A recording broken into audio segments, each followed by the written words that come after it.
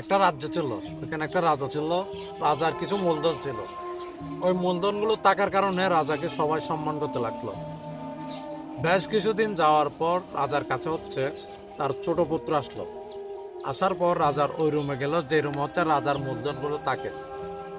ওইখানে যাওয়ার পর রাজার ছোট পুত্র মূলধনগুলো একদিনে একটা দুইটা করে করে নষ্ট করতেছে অযথা। এইভাবে সবগুলো শূন্য করে ফেলছে রাজাকে। তখন কিন্তু রাজাকে আর কেউ সম্মান করতেছে না, রাজাকে আর কেউ মূল্য দিচ্ছে না। তখন রাজা অনেক কান্না করতেছে, কারণ রাজা জানে তার এগুলা তৈরি করতে তার অনেক কষ্ট হয়েছে। এবার আমাদের বাস্তব জীবন আসি, এটা তো একটা গল্প। আমাদের বাবাও কিন্তু এরকম পরিশ্রম করে করে টাকাগুলো রাখে, আর আমরা অযথা টাকাগুলো নষ্ট করি। বাবাকে বলো না আমরা কি, বাবা আমার আইফোন লাগবে, বাবা আমার বাইক লাগবে, একবার নিজে আয় করে দেখো তো, যে টাকায় জুতাও কিনবে না। 10,000 টাকার পাঞ্জাবিটা আমি কিনলাম না, কি হবে? আমি পাকিস্তানি লোনের 30টা কিনলাম না। দামি দামি কাপড় পরলে কি ধনী হওয়া যায়? দামি কোট, জামি, পাঞ্জাবি এগুলো পরলে কি ধনী হওয়া যায়? আসলে না। ধরুন আপনি কোনো কারণে পাঞ্জাবিটা কিনলেন, আর কি কিনে ঘুরতেছেন, মানুষ কি আপনার পাঞ্জাবিকে দেখবে? সত্যি দেখবে আপনাকে, বুঝতেছেন? মানুষ কিন্তু আপনার পাঞ্জাবি দেখবে না। তখন কিন্তু মানুষ একটা আইডিয়া করে নিবে, হয়তো ওনার পাঞ্জাবিটা 1100-1500 বানাবে। মানুষ কিন্তু আইডিয়া নেবে 10,000 টাকার পাঞ্জাবিটাও 1500 টাকার পাঞ্জাবিতেও সম্মান পাওয়া যায়। আসলে আমরা কাপড় পরি নিজের সৌন্দর্য বজায় রাখার কারণে, নিজের দেহকে লুকিয়ে রাখার কারণে। আসলে কাপড় পরলে ধনী হওয়া যায় না। একবারও কি চিন্তা করেন নাই যে ফিলিস্তিনি ভাইদের কথা? আমরা তো এখনো ডায়লগে রয়ে গেছি, ওই কিরে ওই কিরে। আসিয়াকে কি ভুলে গেছেন? ফিলিস্তিনের অবস্থা একদম ভালো নয়। আমাদের ইফতারের সময় কত আয়োজন, কত নানা রকম ফ্রুট থাকবে, জুস থাকবে, বিরিয়ানি থাকবে, হালিম থাকবে, ফালুজা থাকবে।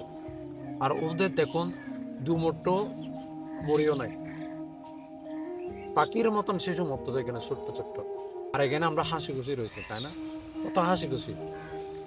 একদিন ফিলিস্তিনবাসী বলবে তাদের কেউ সাহায্য করে নেই। একদিন ফিলিস্তিনবাসী বলবে তাদের কেউ সাহায্য করে নেই একমাত্র আল্লাহ ছাড়া। বিশ্বে এত বড় বড় মুসলিম রাষ্ট্র থেকে তাদের কেউ সাহায্য করে নেই। এত বড় বড় মুসলিম রাষ্ট্র থাকার পরও তাদেরকে তেমন সাহায্য করে না। তাদেরকে সাহায্য করুন।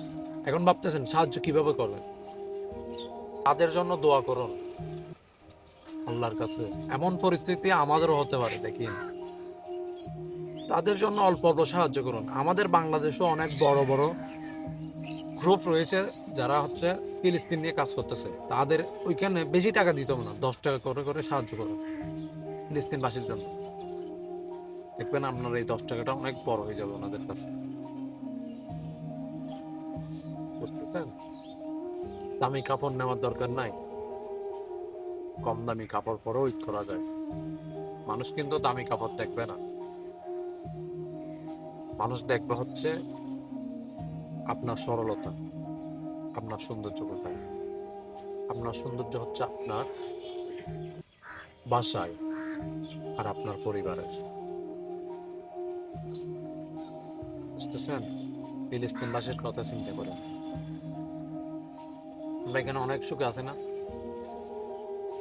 তাদের চোখে দেখুন ঘুম নাই, দু চোখে প্রতিদিন লাশ পড়তেছে। এর মতন শিশু কেন মরতেছে? আর আমরা আছে এখানে দামি দামি কাপড় নেওয়ার জন্য। দামি কাপড়টা না নিলে কি হবে ভাই? বাবার টাকাটা নষ্ট না করলে কি হবে? পরিশ্রম করে দেখেন না একবার, যে বাবার 10 টাকার মূল্যটা আসলে কি। নিজে পরিশ্রম করে দেখেন বাবার 10 টাকার মূল্যটা আসলে কি। ফিলিস্তিনবাসীর কথা চিন্তা করেন, তারা অনাহারে না খেয়ে মরতেছে। শিশু অনেক নবজাতক মারা যাচ্ছে। আর এখানে আছে আমরা হাসি তমাশায় ডায়লগ নিয়ে, ওই কিরে ওই কিরে, এগুলা নিয়ে। এগুলো বাদ দেন, ফিলিস্তিনবাসীর জন্য কিছু করেন।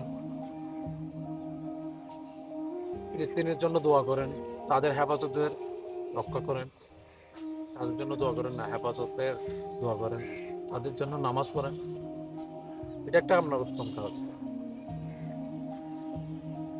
আমরা মুসলিম একে অপর ভাই বোন, তো ভাই হইলাম কই? ফিলিস্তিনবাসীকে তো কেউ সাহায্য করতেছে না, বড় বড় মুসলিম রাষ্ট্র থাকার পরেও তাদের কেউ সাহায্য করতেছে না। সবাই হচ্ছে ক্ষমতার চেয়ারকে ভয় পায়, তাই না? ক্ষমতাটা দিয়ে কি হবে ভাই, যে আমার একটা মুসলিম ভাই মারা যায়? এরকম ক্ষমতা তো থাকার চাই, না থাকাই ভালো।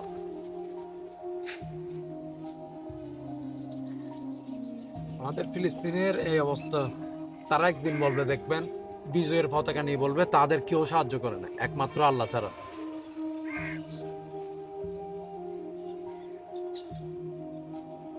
তাদের জন্য সাহায্য করেন, তাদের জন্য দোয়া করেন। দামি কাপড় ছাড়াও ঈদ করা যায়, এটা মানিয়ে নেন। ভালো থাকবেন, আল্লাহ হাফেজ।